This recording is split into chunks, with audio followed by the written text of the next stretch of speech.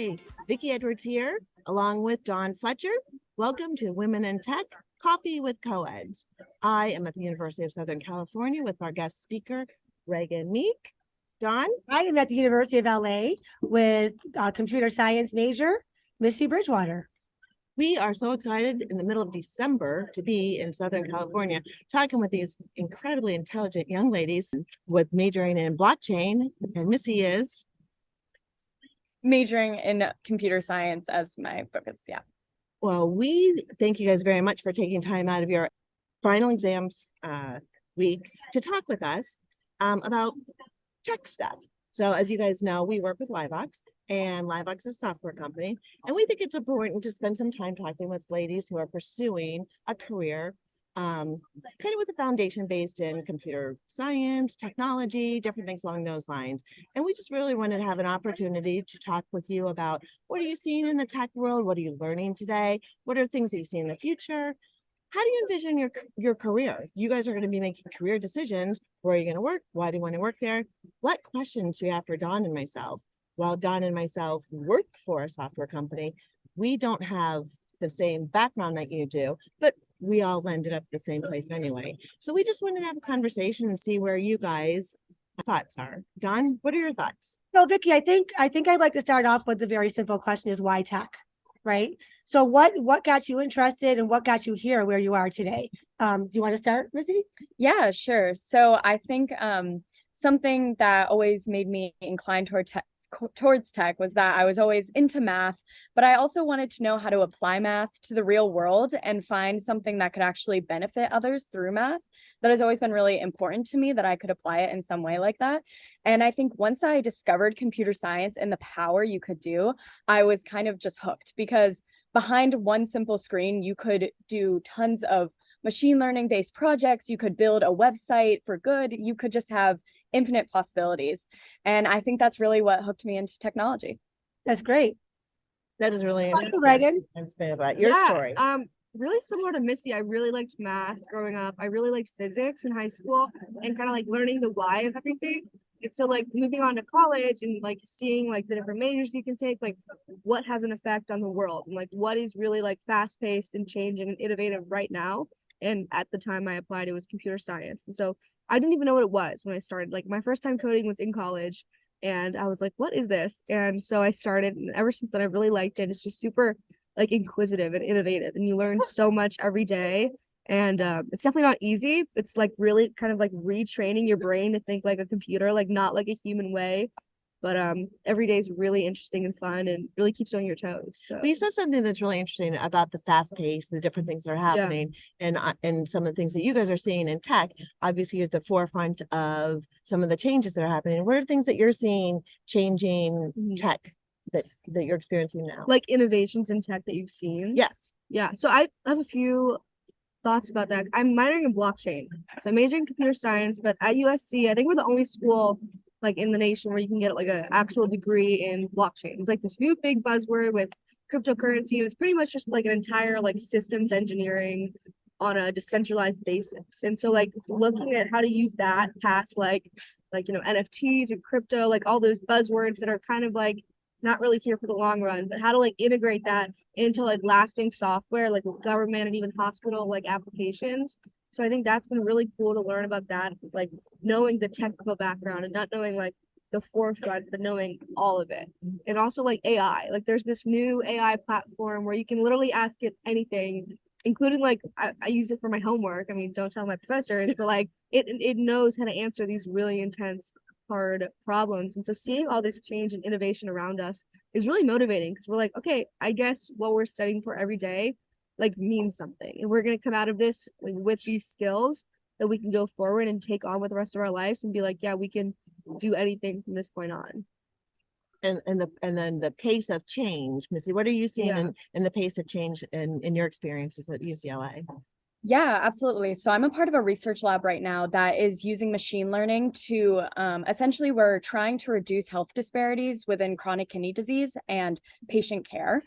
And it's been really fascinating to learn about how we can apply machine learning to inform doctors' decisions and how they deal with patients of different races and backgrounds. And so I've seen all this work being done, and I noticed that really what needs to change in our world is not the software, because the software is working in many cases. It's actually the overhead of it all, right? The politics around it. And I think we as like a society need to be more willing to find ways to integrate this AI into our world to help others, rather than, I know there's so many AIs that are doing things that scare a lot of people, quite frankly.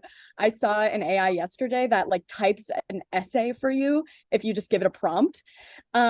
But there are so many AIs that are really going towards helping people within healthcare and all this different amazing work. And I think that's really where I've seen some of the biggest change that's been just mind-blowing to me. That's a really good point. I don't want to steal the thunder from you two, but the healthcare world has become very challenged. Once COVID hit, things got limited, resources got limited. We recently were working with a client who is trying to figure out how to not just do telehealth, but to also be able to do physicals while the patient's actually at home. And it's interesting because there's actually this app that the medical field can send them that will track, like, say, for example, you were diagnosed with high blood pressure. And you'll have this monitor that's always on you, and it'll track your blood pressure results throughout the day. Your doctor will see all these results. So he'll know, is his medication working? Is the medication not working? They'll send an email saying, hey, I need you to go to the pharmacy because your blood pressure's been, sustainably high, blah, blah, blah. That's another form of technology. But I think the biggest problem with that is maybe you said is how do you get the buy-in? Right. So now you got all these patients where maybe you got the hospitals and the doctors saying, yeah, this is great. But how do you get your patients to buy into this? How do you get the people to buy into this? The people of our generation, right? Where I was in high school, I wasn't learning AI. I didn't have a cell phone. I was using a typewriter. I was in the yearbook committee, type in on a typewriter. And then all of a sudden there was computers in the background. And we're like, what is that? Right. And now look where we are, right? We're talking about artificial intelligence at any level to do your homework, to answer questions for you, to solve problems for you. How do you feel about that? Right. Building trust over time. And I think the more acclimated we get, AI is everywhere around us, right? Yeah. We just have to really understand. And I think artificial intelligence sounds very intimidating to people, but when they understand what it really, really is, and then you become at ease with it. I mean, how many of us ask Siri what the weather is? Yeah. And right. Things along Play those me a song, right? Yeah. Or, it's really probably a rebranding in order to get people to get more comfortable with what it is. We wear an iWatch, and iWatch takes your blood pressure, and iWatch identified my husband in AFib. Guess what? That his cardiologist took his iWatch readings as opposed to going to get in an EKG. Those are important things. And I think these things, as we get more comfortable. And these things are happening as you don't even know it, right? Yeah. So similar story, my neighbor had a heart attack in his sleep and his watch alerted him. He goes, I didn't even know I had this feature on my watch. So there's so much good. Yes. There's so much good that we don't even know about, but yet there's still so much fear to it. Right. But you guys are in this. I mean, you guys are building this. For you guys, you're like, duh. And for us, it's like, in a way for us. And I think it's exciting. I think it's really fun. Yeah. So obviously we talked about coding and different things, and you're working on really important projects and different things like that from a financial perspective with blockchain and the healthcare industry. That is really kind of cool. What else can you do with your coding and computer science background? What else does the future hold for both of you? Ooh. I think anything. I think that's what's really valuable about our degrees. It's super technical and it's really teaching you how to think a different way. Like, all in all, that's what it is. You're learning how to think and solve problems every day. Every day is an opportunity to like solve something.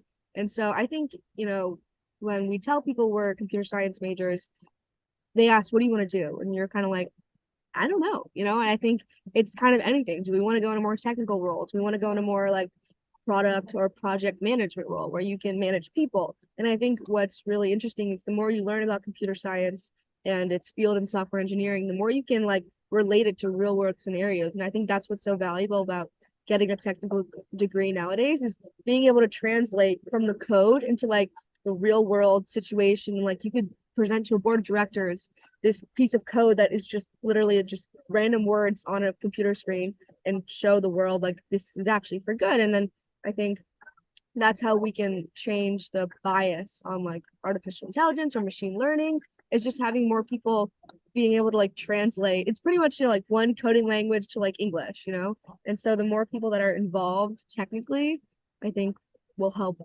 spread awareness. And I think that's what take, that's what I take wanna some do. of the technical, like people are intimidated by the technical aspect of Yeah, it, right? of So you're everything, afraid to yeah. talk about what it is Yeah. because it's like, oh my, it's intimidating. Yeah, or even like Mm. it's just confusing. You're like, Yeah. I don't really know what it does, but I know if I press this button, it'll run and Right. it goes.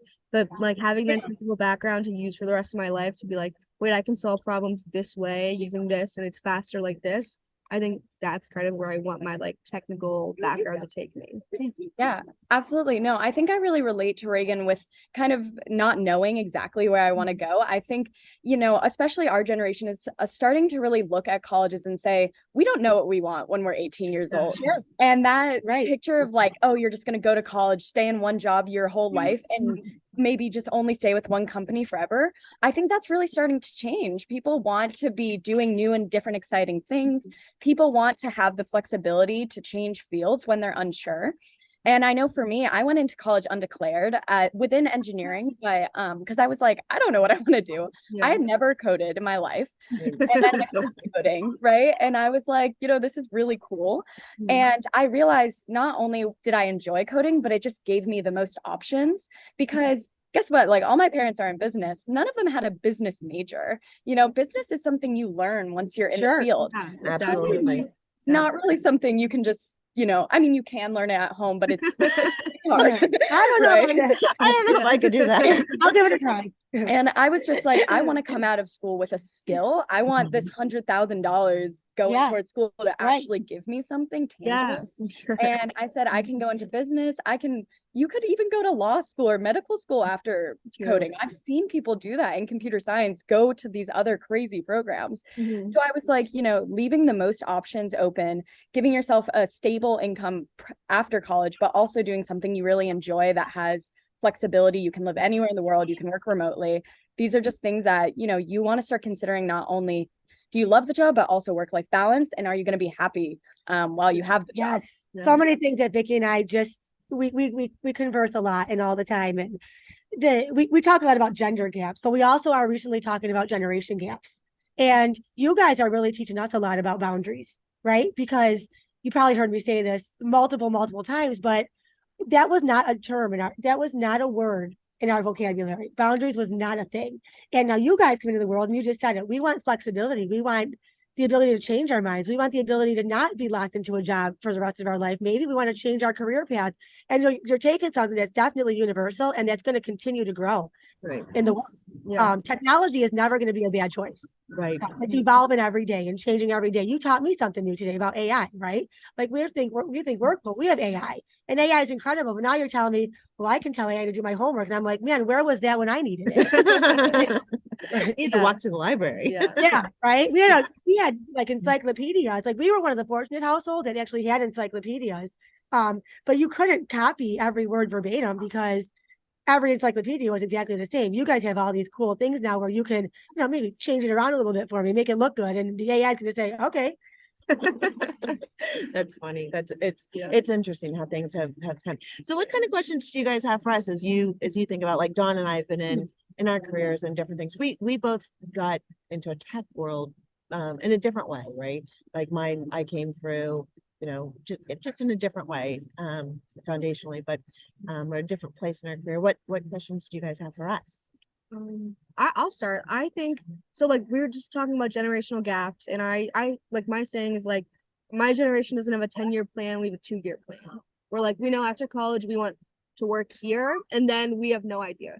So what are you gonna offer? People who want to work at tech, want to work at LiveVox in a software engineering role or in any role at all.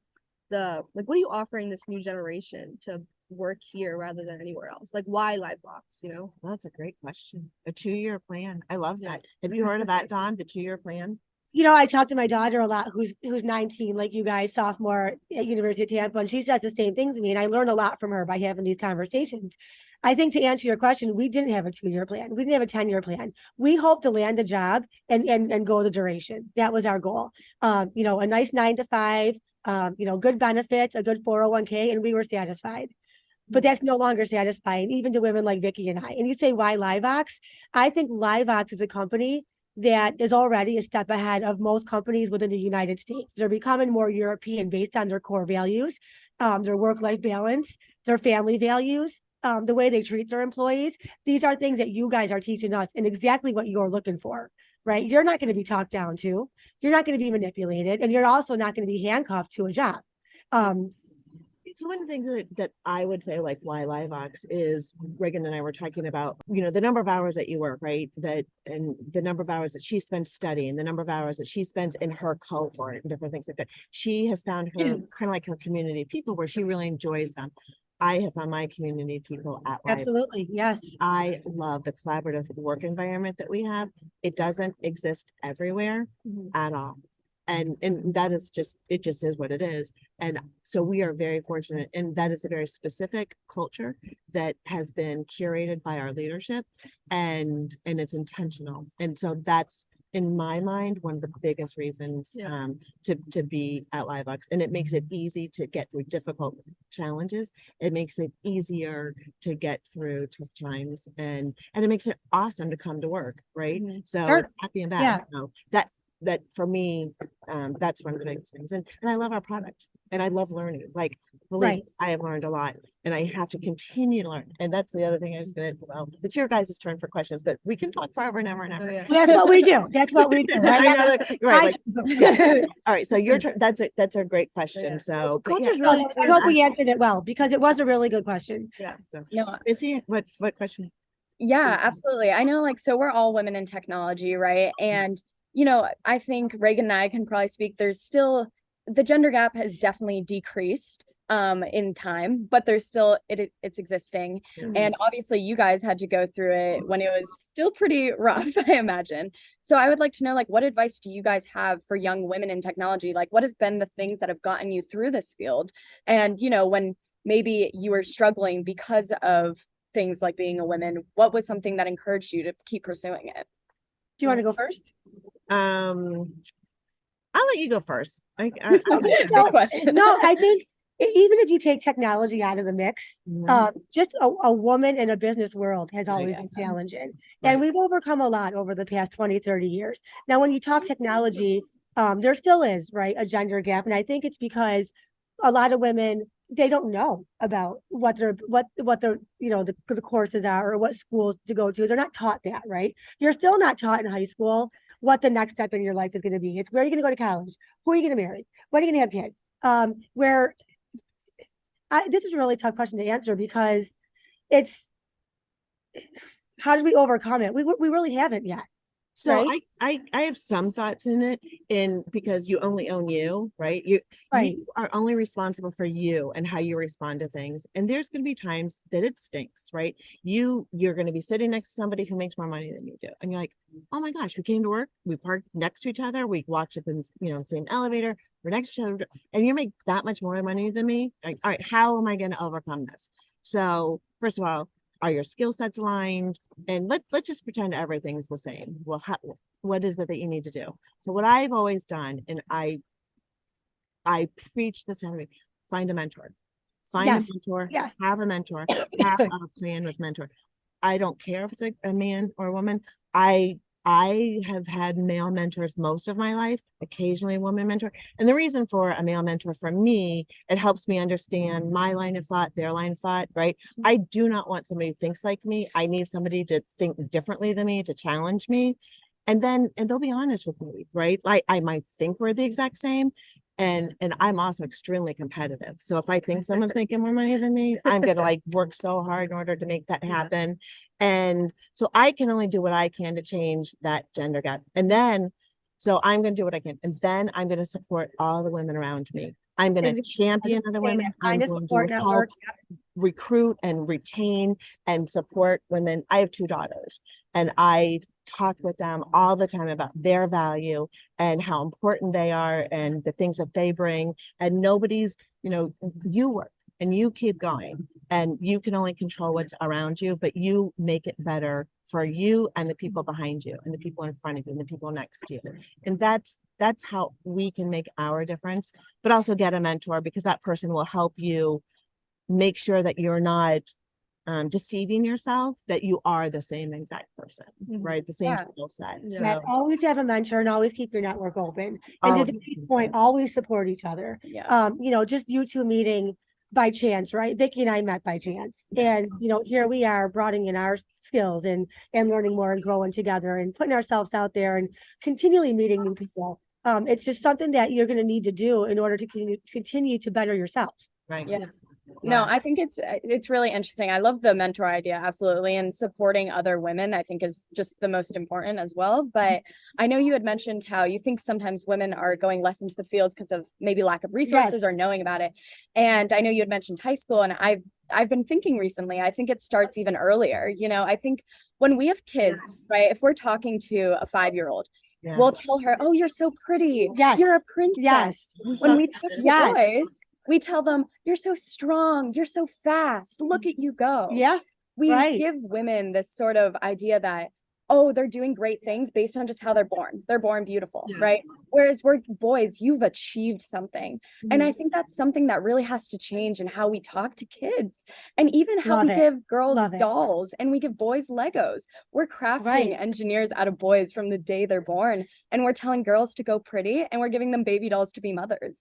I Yeah. think it's so fascinating because you wonder why kids don't go into these fields. But I had almost joined a robotics club for little kids when I was in 4th or 5th grade, but I entered and there was only boys and I felt uncomfortable. But why was there only boys? Probably because most of those boys were given Legos and robotics growing Right. up. Most weren't. And encourage to take that path. Yeah. Yeah. We've talked about this before about how like when girls are younger, like in elementary school, like if they're bad at math, like it's like, oh, it's okay, sweetie, like You're a girl. go to do home ec. English or go do art. Whereas if a boy's bad at math, they're like, okay, just keep trying, Tutor. you know? They get a And like I tutor. never gave up. Like I've never let anything define. I never thought I'm doing this because I'm a woman. I'm just doing it because I want to do it, you know? And I think that's and like the robotics thing. I was in robotics clubs. I moved around a lot and I was in many different robotics clubs and I was always the only girl. And it was weird every single time. It's so interesting. It's just Yeah. something, it's like make them uncomfortable too. You know what I mean?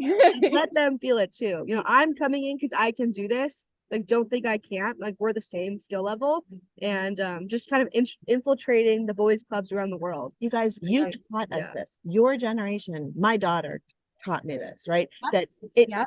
you know, why when you go to Target, the girls' aisle is painted pink with all the dolls, and the boys' aisle is painted blue with the Legos. Like, and for me, it never occurred to me. It didn't. And then somebody did like point it out, but keep pointing these things out. We didn't do this on purpose. It's just how we were taught. You guys are pointing this out to us. And that's what, you know, that we talk about this generation gap. Point out to us where it's wrong. I don't, you know, Disney princesses, right? Who are you going to marry? That's the goal. Who are you going to marry? Right. What prince are you? Which castle are you going to be the your queen prince? and run Right. the kingdom from? Right? Let's change. Yeah. Let's flip the script.